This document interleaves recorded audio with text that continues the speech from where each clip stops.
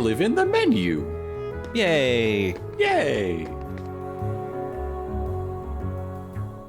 Guys, you can sit down. Like, there's plenty of tables. Yeah.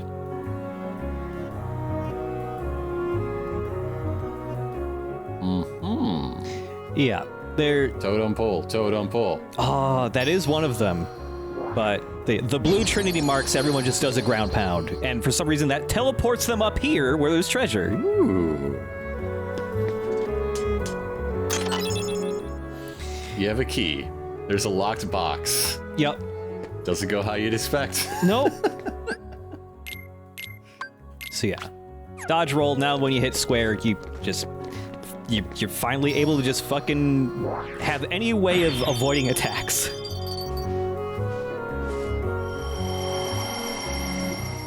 Ooh, big money. Yeah.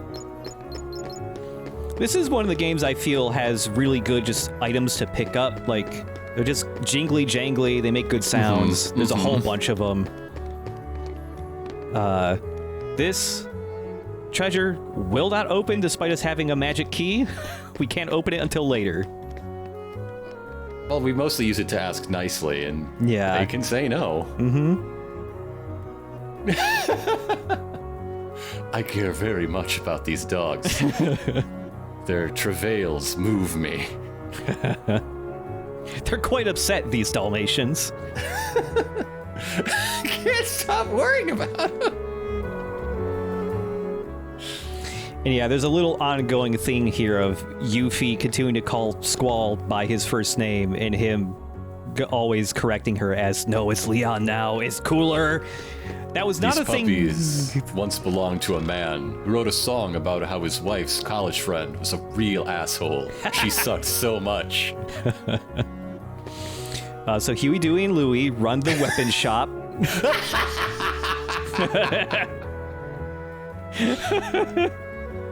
I feel like that's more suited to like the new DuckTales series that postdates this game. Absolutely, I agree. You can actually weigh Sora. The scale reacts to him, but there's no... Very cute. It is cute.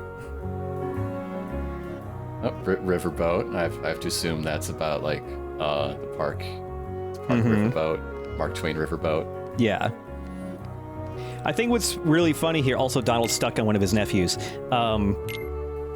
I think it's really funny that they call him Uncle Donald here, and Donald never acknowledges them in any cutscenes or anything. And also, why are they here?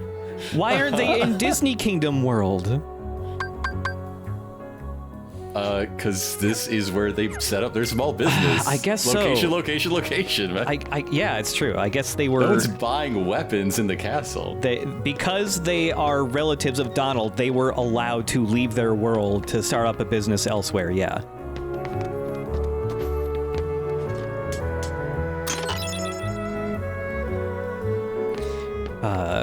Yeah, there's some extra equipment to buy here. We can't buy too much because we only have like $500 basically. 500 what now? Money. Thank you. Money.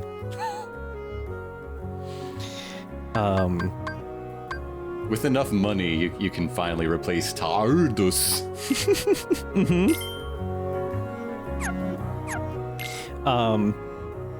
There are like some additional things you have to worry about, like, you know, taking like different, you know, elemental spells and stuff like that. So like some equipment like the fire ring I just bought reduces damage you take from certain elements. Like it is good to give your AI partners, Donald and Goofy, equipment as well, but it's honestly most important to put on Sora because he's the guy you actually have influence over.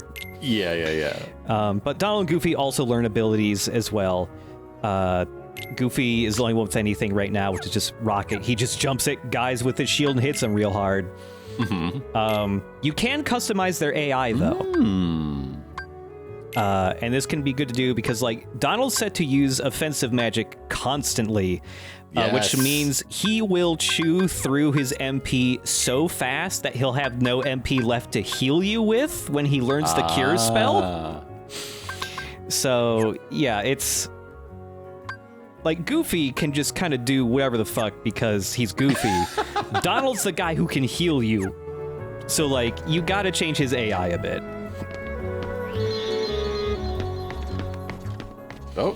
There's a thingy. Oh, you can't do green ones. You can only do blue ones. Can't do green ones yet. I'm learning. I'm catching on to this. Yep. Also, we picked up a postcard. There's 10 of these hidden throughout Traverse Town. You get items every time you mail a postcard. Yeah, like real estate. What was that? Yeah. You got a cottage? Cottages you can use to, like, heal everybody in your party all at once, if I remember correctly. Mm-hmm. I thought you just won a sweepstakes.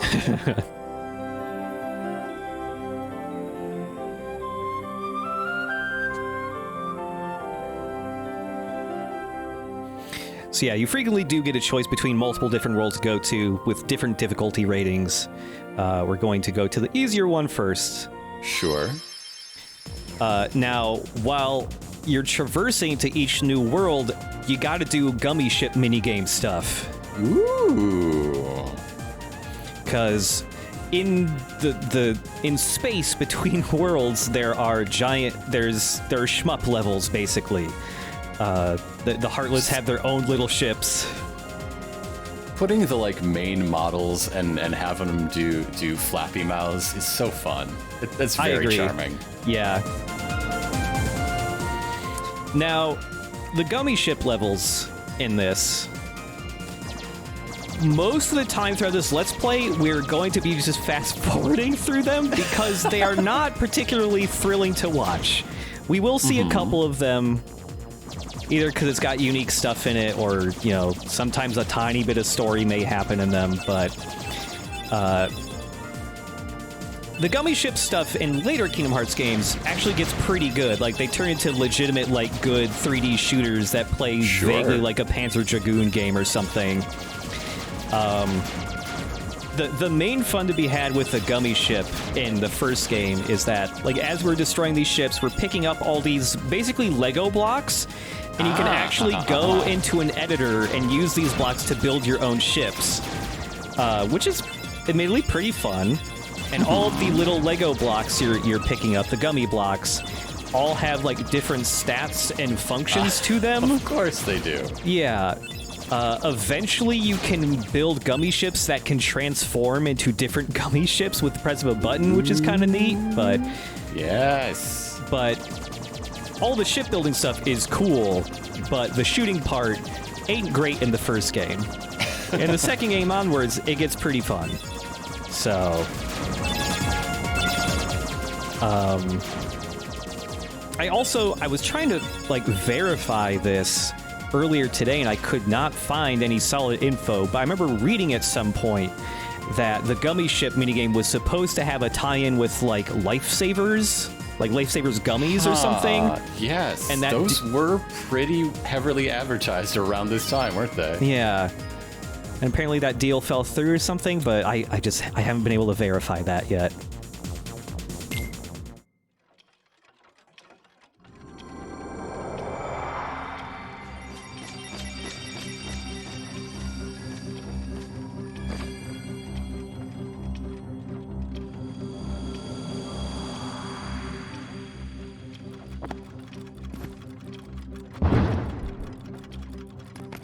Oh, my word, what's this? I'm late! Oh dear, oh dear, oh dear! I'm here! I should be there!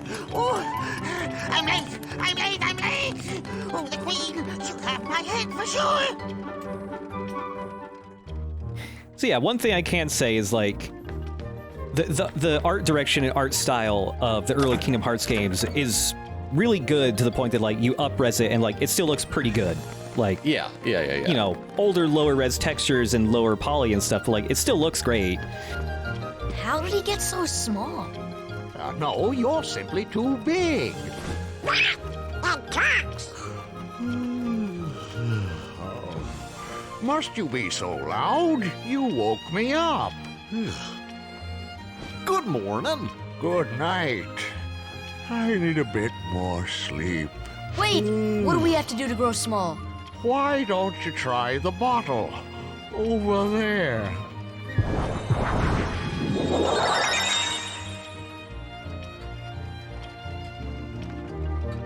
sometimes I wonder, like, yeah, the process for, like, choosing what world to have in a Kingdom Hearts, and especially this first one, was like, well, what movies lend to, like, interesting gameplay mechanics, like being big or small? Yeah, you know? Eat me, drink me. Yeah. Yeah. Because it's like that, but then you also got to consider, okay, what's like really like the most iconic ones that we gotta have in our game? Yeah. You know, what's recent, what's an interesting deep cut? Because there have been enough Kingdom Hearts games now that they have gone for like, not obscure, but just like stuff you wouldn't imagine to be the first pick for a Kingdom Hearts world. Like, say, in later games, they pick Tron, which is a fun pick. If the Fox and the Hound shows up, then call me.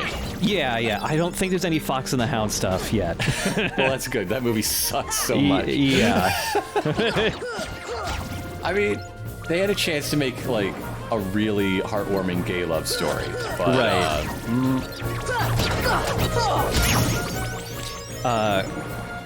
There's another, like, item pickup that enemies drop now, and there are these clear little bubbles.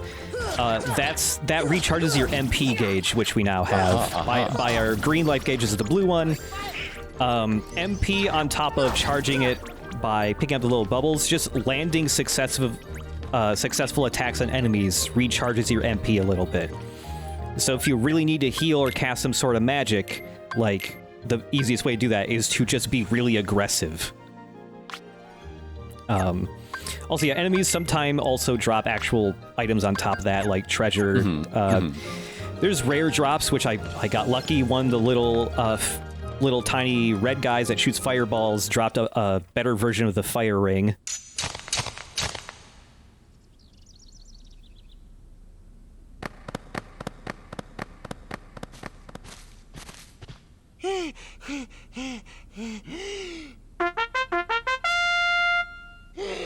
Court is now in session. I'm on trial? But why? Her Majesty, the Queen of Hearts, presiding. This girl is the culprit. There's no doubt about it. And the reason is... because I say so, that's why. That is so unfair. Well, have you anything to say in your defense? Of course. I've done absolutely nothing wrong. You may be queen, but I'm afraid that doesn't give you the right to be so mean. Silence! You dare defy me? Hey guys, we should help her out. We're outsiders, so wouldn't that be muddling? Oh, yeah. And that's against the rules. The court finds the defendant guilty as charged for the crimes of assault and attempted theft of my heart. Off with her head! No! Oh, please! Hold it right there! Who are you? How dare you interfere with my court? Excuse me, but we know who the real culprit is. Uh-huh. It's the Heartland. Anyway, she's not the one you're looking for. That's nonsense. Have you any proof?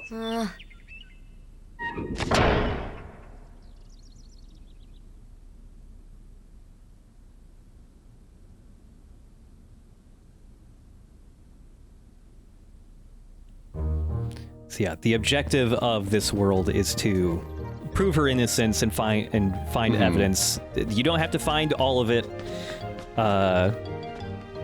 And this is kind of the format of visiting Disney worlds and Kingdom Hearts games is usually, okay, we're revisiting the plot of whatever movie this is, but how can we interject the Heartless into it so they're also causing problems? I think my favorite thing so far in this world is the Queen just saying, find as much or as little evidence as you want. Yeah. It's like the whole point of the movie, and you know the Queen's character in particular, is like authority is irrational and self-serving and stupid. Like there's no way that the Queen of Hearts is like, find 3 pieces of evidence and then I will change my mind. Yeah.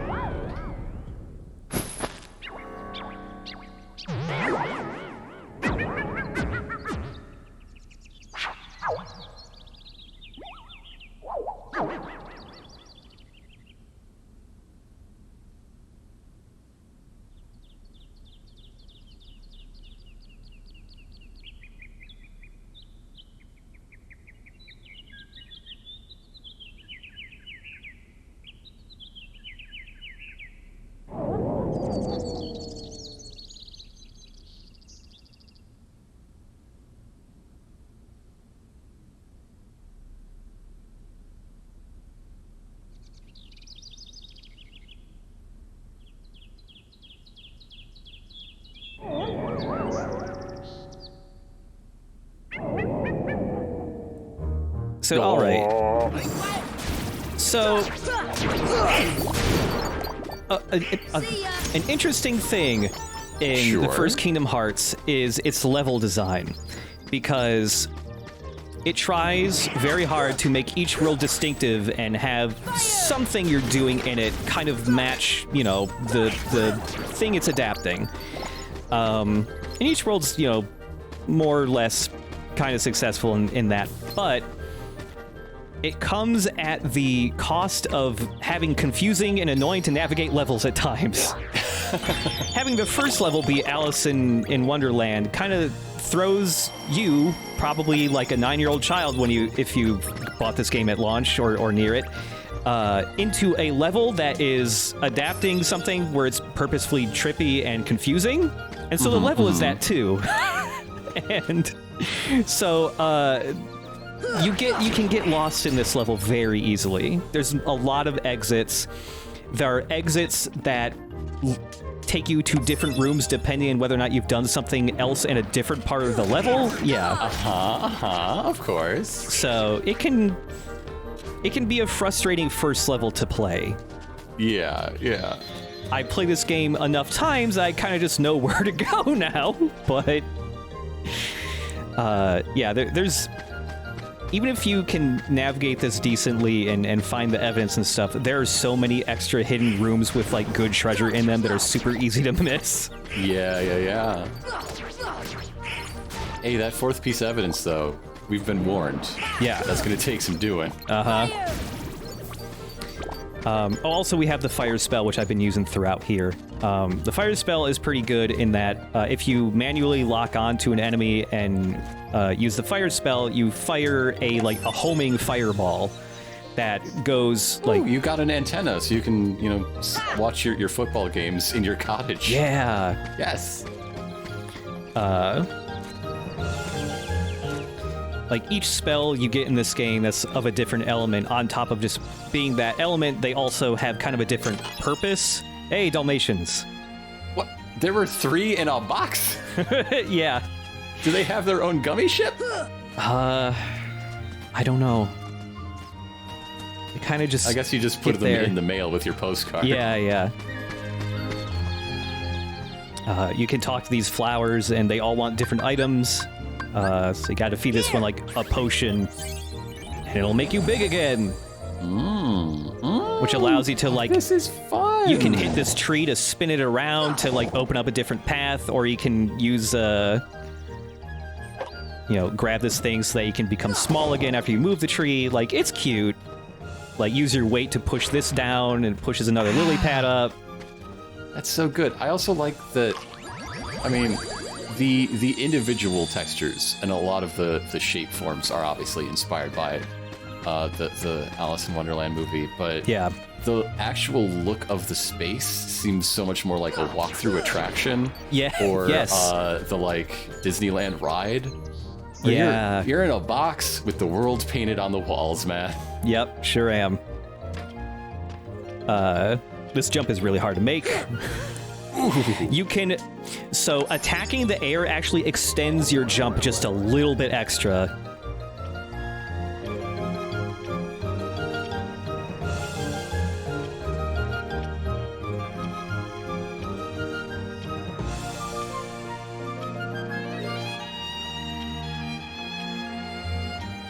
So yeah, for finding all 4 pieces of evidence, the Cheshire Cat gives you the Blizzard spell. Ooh. So while the fire spell is like a long-range homing fireball, Blizzard is a really short range, but it spreads out wide and it's really high damage, and so it's basically your shotgun in this game. Wait, we got 4 pieces of evidence already? We sure did. Was Very the quickly. tent a piece of evidence? It was claw marks. The antenna was a piece of evidence. Okay. Like an antenna, one of these little black heartless left behind. Okay. And you're dismembering these little fellas. There was also footprints, and there was one other thing. Okay. They were all the little the little treasure boxes we were opening that were like little pink boxes. That's the evidence. I can't wait to have our little Phoenix Wright minigame here. Oh, hell yeah.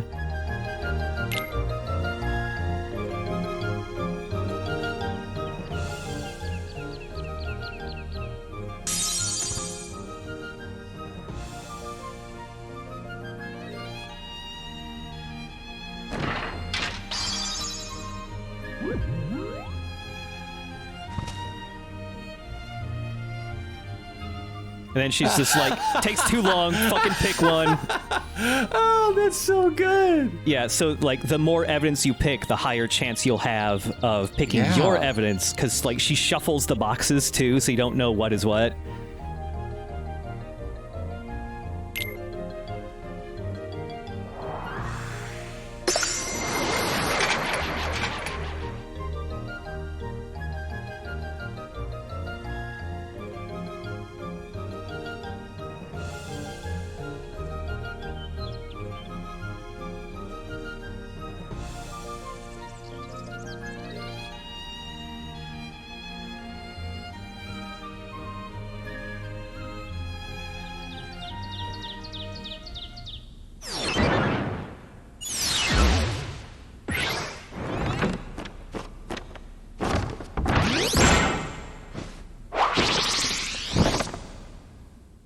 So yeah, now you gotta fight. That's a shot right out of the movie right there. Yeah, yeah. You gotta fight the cards. You can also attack the queen and make her just shut the hell up. It doesn't like do anything but make her stop yelling. Oh, actually no. Hitting her actually makes the cards panic sometimes. They actually like just sit there and start worrying instead of attacking you. That's very good. That's yeah. And also the cards, you can't like take them out of the battle permanently. Also, she will smack you with her little heart scepter. Yeah, you can like, when you take out all of the cards' health, they just get knocked out for a bit before they get back up.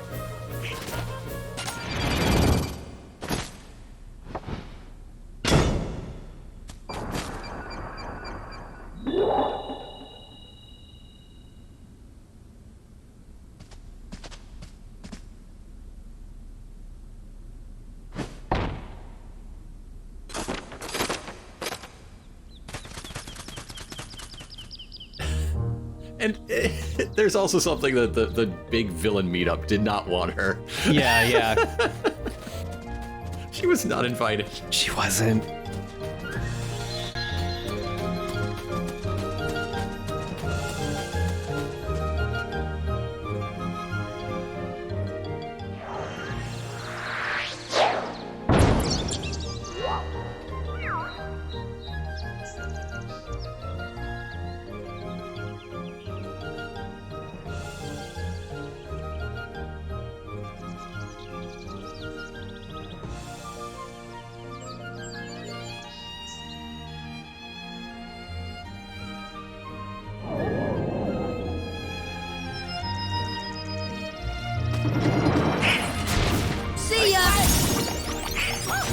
So we got a new heartless enemy type here.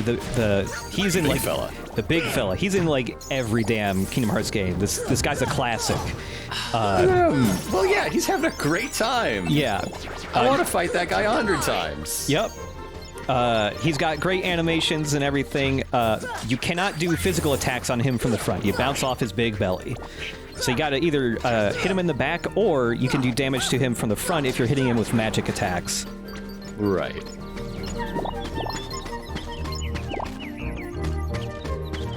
$499 of money. Oh, yeah. This should help.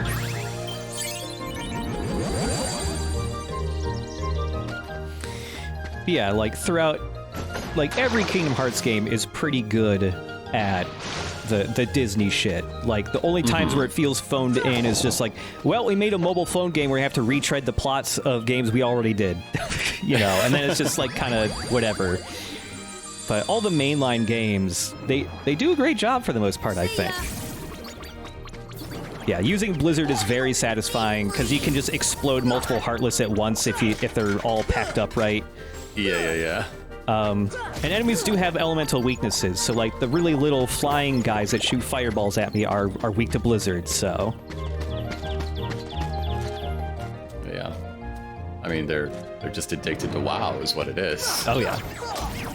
Hey, you want to play Hearthstone? Hey, no. You want to play Hearthstone? No, God. Don't get me into this. I'm still playing the Pokemon trading card game. Get off my back.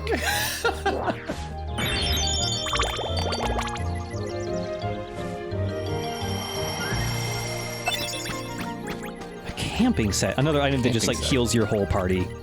Yeah. When those items... I thought it was evidence that you can prove you're prepared to go on this journey.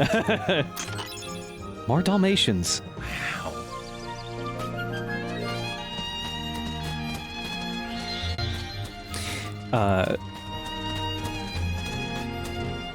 Yeah, when you defeat enemies or whatever and those little item boxes fall on the ground, you can actually tell if you're getting something good or not based on the color. They have color-coded rarity.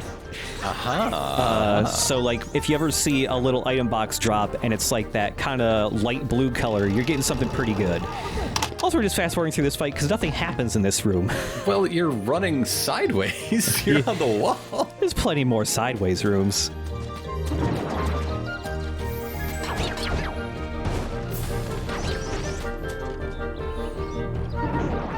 And yeah, talking about how, like... Yeah, there you go. Talking about how, like...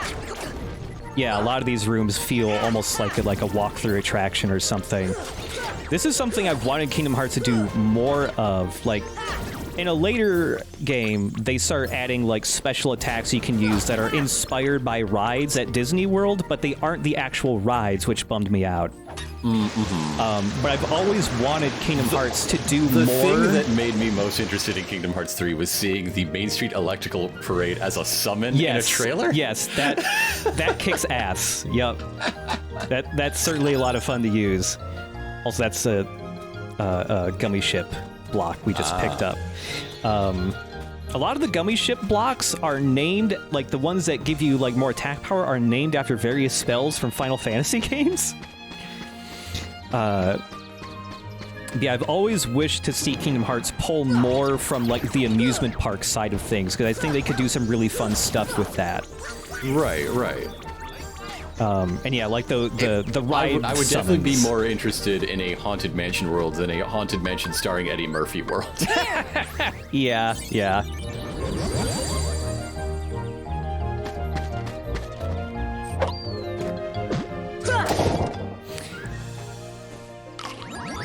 And also, speaking of Disney World, it's... The way Disney acknowledges Kingdom Hearts is interesting, because they don't very much. Like, if you go to Disney World, you're going to find a very small select... You're going to find stuff about all these movies. Yeah. You're going to find a very select amount of Kingdom Hearts representation, and it's basically, hey, go to Epcot, go to the Japan area, in their gift shop, there will be a bunch of Kingdom Hearts merchandise. And that's basically it. Now, in the past, they have had some parades where they do, in fact, have people wear mascot outfits they have made of Kingdom Hearts characters. Mainly just Sora, Donald, and Goofy, with Donald and Goofy being their Kingdom Hearts outfits. Right. They haven't pulled out those outfits, those mascot costumes, in a long time. But there are photos out there. Maybe I'll edit one in, and I'll link you later. The Sora outfit is scary. I don't like it. I wonder why they don't come out very often. Yeah. But, like, Donald and Goofy, they've just got to be, like, accessories strapped on, too. Yeah. Right? Yeah. These treasures in this room are pretty easy to miss. Or just because it's easy to miss this entire room. This entire version of this room. Yeah. So, like, yeah, if you light the lamps in here after you take out the enemies, you get some pretty decent, like, stat boost items, like things that just permanently raise somebody's defense or attack stats. Nice. Oh, and it's the... Oh, that's so good. Right? It's the Walrus and the Carpenter scene. Yeah. Yes.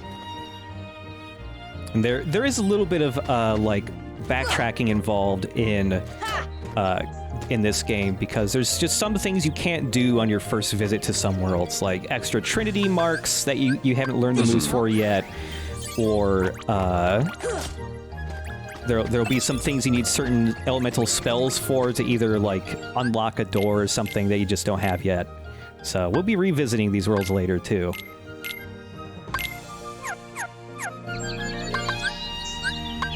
This should help. Yeah, some extra treasure to get from these flowers. Mithril shards, more like crafting components for later. Takes a little takes a little bit before you can actually start crafting any stuff. Every time you enter a new room, and just the total slack-jawed stare that Goofy's giving you every time. It's wonderful. It's wonderful. Goofy is desperate for adult supervision, and he seeks it from a 10-year-old child. Yeah.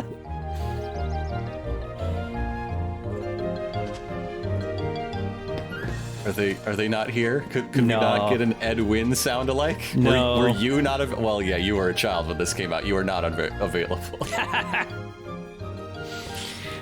So there's a little thing here of, sitting in chairs and something will happen, and you get good stuff in certain chairs and bad stuff in other ones. You gotta move down because there's no room. Blah blah blah. Yeah. Yep. Hey, big a items. very merry unbirthday.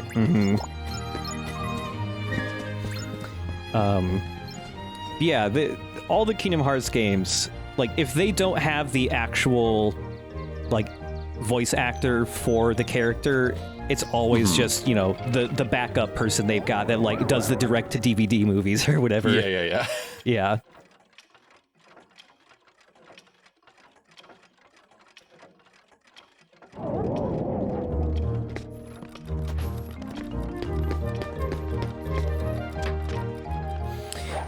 So this room, a ton of Heartless will spawn in this room. And when you're fighting guys, it prevents you from interacting with things. So you gotta, like, take them all out before you can light these lamps, right? Sure. The Heartless only spawn if you touch the floor. Aha, the floor is lava. Yeah, but you can run around in, like, these inclines, and they don't spawn. So if you jump real good, you can light these lamps and never fight a single enemy in this room. See if we can just... And also, the camera, There the way you it works in this game, works better than the original release. In the original game, you could only move the camera left and right, and it was with the L2 and R2 buttons. You had the whole right stick, and it was doing nothing in the game. So they in the re-release, they remapped it to the right stick, and it gets less hung up on walls than it used to. It's a lot better. Right.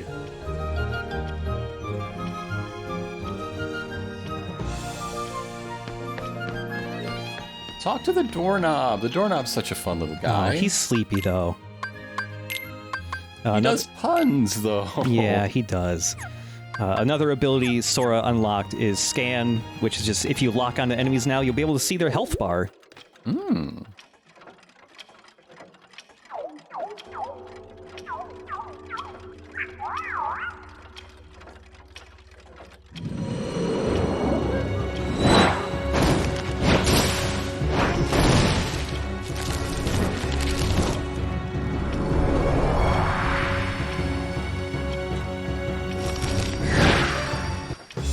And this is a part 7 stand?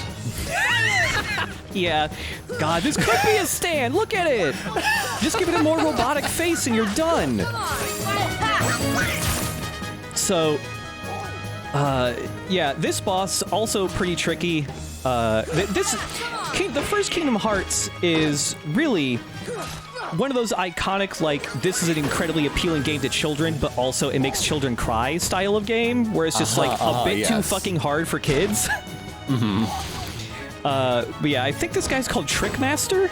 I think that's his name. The Master of Tricks. Yeah. His actual weak point, where you can actually do damage to him, is just high enough that you can't reach it by jumping normally. You gotta jump on the chair or the table to reach him. You gotta use the fire spell to home in on him, and stuff like that. And so he likes to smash the furniture into the ground so it goes flat and you temporarily can't reach him. Donald and Goofy, bad at handling this man. They just get smacked over the head a lot. This is why you have to have Donald constantly using offensive magic. And so you can see one of his little batons is on fire now. This makes him do a little bit more damage, and he can also shoot slow-moving, homing fireballs at you now. There's 2 ways he can set those on fire. He can also do a runway ready strut. Very important. He's good at it. There's 2 different ways his batons can get lit on fire. He can walk over to the stove in this room and just manually light them on fire. But also, if you're shooting a lot of fireballs at him with magic, sometimes they will hit his sticks and light them on fire. So you kind of got to be careful when shooting fireballs at him. And there we go. Of course, Donald and Goofy out for the count right now. It's just me. See ya! Fire! See ya! Another thing is a lot of the Heartless in this game, including the bosses here, are visually a little different from the original release of Kingdom Hearts because for whatever reason, the final mix version of Kingdom Hearts, everyone went, you know what? What if we just did palette swaps in all the enemies? Because this guy's originally like kind of a dark purple with some like kind of red and yellow highlights, and now he's like, he looks like a tropical lifesaver or something. He just came out of Carnival. Yeah. Yeah. There's the very slow fireballs. You can, as long as the chair is up, you can just hide behind the chair and not get hit by it. Like many boys his age, Sora knows how to hide behind a chair when things are getting a little stressful. Yeah. Hooray! Yeah.